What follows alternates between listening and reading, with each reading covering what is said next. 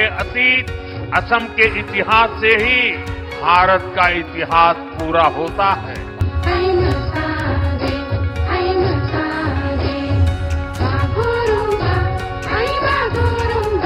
ಅಸ್ಸಾಂನಲ್ಲಿ ಬೋಡೋ ಸಮುದಾಯದ ಸಾಂಪ್ರದಾಯಿಕ ಬಾಗರುಂಬಾ ನೃತ್ಯ ಜಾಗತಿಕವಾದ ಇತಿಹಾಸ ನಿರ್ಮಿಸಿದೆ.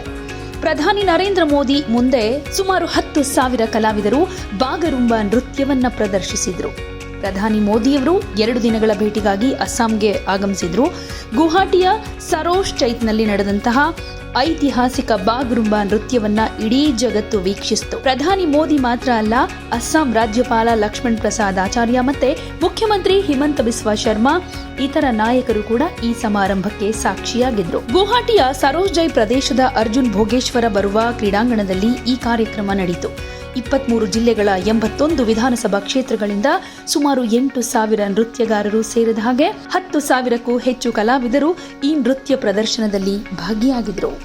ಇನ್ನು ಮೋದಿಯವರು 6,957 ಕೋಟಿ ರೂಪಾಯಿ ವೆಚ್ಚದ ಕಾಜಿರಂಗ ಎಲಿವೇಟೆಡ್ ಕಾರಿಡಾರ್ಗೆ ಶಂಕುಸ್ಥಾಪನೆಯನ್ನು ನೆರವೇರಿಸಿದ್ರು. ಅಸ್ಸಾಂನ ನಾಗಾವ್ ಜಿಲ್ಲೆಯಲ್ಲಿ 2 ಅಮೃತ್ ಭಾರತ್ ರೈಲುಗಳಿಗೂ ಕೂಡ ಪ್ರಾಯೋಗಿಕವಾಗಿ ಚಾಲನೆ ನೀಡಿದ್ರು.